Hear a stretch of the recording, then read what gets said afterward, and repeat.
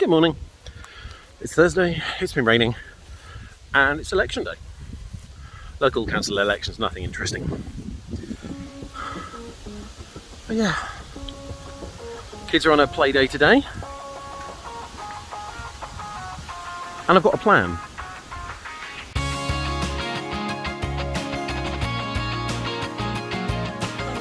Okay, my plan for the week, or for every week now, is quite simple. So, Tuesday and Thursday, they've got their holiday club, so they'll be out of the house. So figuring out what to do on the extra days, I'm going to try and put some structure in, the idea being that if I get it structured and try and keep it up, not only is it going to be a bit easier for me, it's also going to be a lot easier for the kids to understand. Right, Monday. We've got a lot of things like toucan boxes and random paints, so I'm going to have sort of like I'm going to stay and just do arty crafty bits, just stuff, to try and just use them up basically, because they're just sitting there. So yeah, arty crafty day, cutting, painting and drawing, whatever. So yeah, so we're going to stay in for that. Tuesday, kids are out at the holiday club. Wednesday, I'm going to leave as a kid-led day. That is, if they want to play on the tablets, they can. If they want to do a board game, they can choose that. If they want to go out for a walk, they can. But ultimately, it's going to be a low-impact day, and I'm not going to do very much, and nor are they. Yeah, nice little lay indoors. Thursday, again, they're out at the holiday club. Friday's going to be the interesting day. So Friday, I'm going to get a picnic together. And we're going to do something. I have got a National Trust card, and as a present, because me, Clara and Seb's birthdays are quite close together, we have been gifted a year's subscription to Banham Zoo. So we'll head there as well. There's plenty of other places. There's sort of like parks and places we can visit. So we're going to be out and about. And then obviously the weekend is just the weekend. So that's my plan. So just in a nutshell, the week is going to consist of in, out, move it all about. And that's what it's all about, you see. God, that joke was terrible. I had the plan in my head anyway, but I literally thought of that as I was about to record this video. The plan stays the same. It's just now it's marred with stupidity.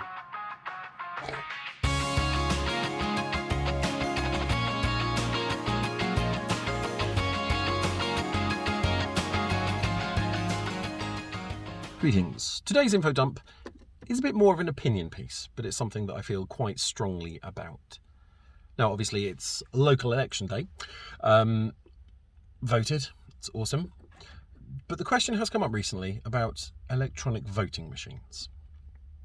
And I'm quite tech savvy. I have a house that has light bulbs that can turn on and off automatically, or I can shout at my Alexa, and switch off every single light in the house, and computer consoles, televisions, everything. So I quite like technology. But I do not like a voting machine. And I never will. And it boils down to something quite simple. What is an election? Well, as far as I can make out, there are three things that you need for an election to be worth having. One, my vote is my own. I have a choice of casting my own vote to whoever I want. I can go into a booth, I have a piece of paper, I can stick a cross in whichever box I want, I can fold that paper up, I can stick it in a big box, and that's it. That box at the end of the day will get sealed, carried to a central counting place. My vote will then be counted. Second, my vote must be anonymous. There are certain rules and regulations in place. You are not allowed in to vote, for example, if you are wearing a badge denoting who you're going to vote for. Yes, they take some ID just to make sure that you do actually live in the area, but ultimately there's not really any way to trace it back. Once your vote is in that box, you can't see who voted for who, and then it goes to account, and that's it. And considering you haven't put any other marks on that piece of paper, your vote is counted as an anonymous vote. And that's a good thing, because consider what would happen if it wasn't anonymous. If you lived in a place that had a 50-50 split of Party A and Party B, there would be nothing stopping people from getting a list of who voted for Party B and plying them with treats, saying, please vote for Party A at the next election. Or worse, actually sending people around to go, you're going to vote for Party A at the next election. Yeah. And that brings us to my third point, the just and fair election. Not to mention secure as well. Like I said, your vote gets taken in a box to a central location where it is counted. Now, these counts look amazing. I'm sure you've seen them on the TV before. Lots of people at tables, they get given pieces of paper that they sort out into the particular candidates. There are people from all parties and all walks of life doing the counting, and sitting beside someone is someone verifying from a different party to make sure that there's nothing going on. There's also representatives from each party wandering around the room, and if they aren't sure about something, the votes are picked up, given to someone else to count. It's that simple. It's secure, it's verifiable, and it's fair to everybody involved. If there are issues, there are recounts. Which brings us on to voting machines. Point one, my vote is my own vote. Now, when you have a voting machine, you're either going to have a button that you click, or you're going to have a touchscreen. Now, both of these have an inherent problem. It's something you tap. You basically walk in, you press a button, and it says, thank you for your vote. That's it. There would be nothing else it can do. It's like walking in to see someone standing there. You tell them your vote, and they say, right, I'll remember it, and I'll tell them when they ask. There's no kind of evidence or proof that your vote's been taken, written down, verified. I mean, there is the option of it printing out sort of like a ticket with a hash number on, or a base 64 encrypted code that you can type into a place on the internet and see, you know, data around what your vote is. But how many people know how to do that? So, which brings me to the second point, the anonymity. Because it's a button that you can press, there's issues. Now, down in the Science Museum in London, they had a push this button as you leave, and people would walk past it and they would press it once. You then have other people who will press it several times, and there are even more people who will walk past it and they will tap it until it hits a specific number. You know, you get one that's sitting on 398, for example, as the last three numbers. You'll have some people that tap it so it says 400. You'll have other people who tap it so that it says 420. You'll have other people that tap it so it goes around to 500. You'll even have some people go in and tap it as many times as they can until someone else drags them away. You can't do this with an election. So you have a machine that sits in front of you, and the only way that you can cast a vote is to create a login. Every person who wants to vote has to be able to log into this machine. That you have to prove that you live in a certain area, and you have to prove who you are before it lets you vote. It now knows who's casting that vote, and it doesn't matter what sort of encryption they put in place, your vote is now linked to you. That brings us on to my third and final issue, a fair and secure count. How do you get the votes off the machine?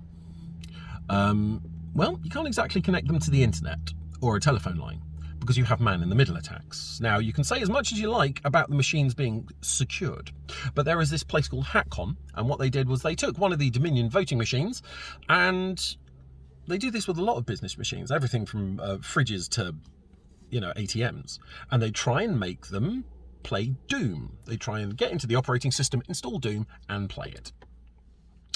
So the Dominion voting machine held out for 3 minutes. And 20 seconds of that was loading Doom, if memory serves. Within 3 minutes, they had managed to install a game and were playing it. A computer is only as strong as its computer. Surprise. So you can't connect it to any external communication system. So what do you do with the data on there? Well, do you stick it on an external hard drive, a USB stick? Do you take the hard drive out? Then what? Give it to a driver to carry to the place, to the count? Well, you have a problem of now data can be compromised. If you have a USB stick, there is nothing stopping someone driving, having someone in a passenger seat, put that data into a laptop, decrypting it, changing the votes, re-encrypting it, and then handing that USB stick in. Okay, so you can't take the data out of the machine. Why don't you just wrap the machine in plastic wrap to prove that it's secured, put it on a lorry and take it to a place where you can count it? Now, you have the problem of that's a lot of trouble. You may as well just take a box of paper because that's going to be easier. Consider the fact that if you have also a voting machine, if you mess up a piece of paper, you get rid of that piece of paper. But if I was standing in front of a voting machine, I stuck a USB stick into the side of it, took a picture of it and put it on social media saying, why has this machine got something hanging out the side of it? I have proof that machine's been compromised, even if it was me that did it. That machine can no longer be trusted. Every single vote on that machine has to be discounted. I'm not saying election fraud is a big problem. In fact, it probably isn't. But consider how you do it. Now, if you have paper votes, the only way you can really manipulate it is by voting lots and lots of times. And the only way that we kind of found to do this is to get a load of proxy votes. This has happened before, where a group of people have gone round collecting votes from the elderly, the infirm and disabled, and voted on their behalf. The problem you have is that each person you involve in a plan like this is a weak link. And the more people you involve, the more weak links you have, and eventually it will break. And we know this because every time someone's tried it, we found out. And this, of course, will only work on a small level, like a local election, like a councillor. If you try and make it any bigger, you then have to start involving hundreds of voters, thousands of voters, to have any tangible impact. You then also have to have a lot of people to handle and process all of these post-in votes. You will have so many people, someone's going to figure something out or someone's going to talk. So attempting to alter an election is a pretty tiny chance. With electronic voting machines, I've been talking about how if you have this USB stick, you can alter the stuff on it. You could even swap out the USB stick for a totally different one, or the hard drive, or you could man-in-the-middle attack. But consider that all the data has to be collected into a central location and processed. You have one person in charge of that facility? How much do you think it would cost to have that person to install a small program on that server, or to give access to someone to the office for a bit? Considering the amount of money that gets thrown around in an election, if they spend half of it on actually electioneering and the other half on getting one person to gain access to a computer, you could swing an entire election. And with postal votes, that can be traced back. You can see hundreds of manipulated votes, whereas if it's one guy in a little room clicking a button, changing a number, no one's ever going to find out about that. That is why I do not like voting machines. And that's it for today's info dump. Sorry about the change for some of this and the unusual jump cuts, but it turned out that I was doing my recording whilst there was an RAF Open Day. And yeah, I've turned the volume down on this clip, but frankly it was so loud that I've had to re-record this last bit. To be fair, incredibly acrobatic, and it did go on for quite a while. It was worth watching.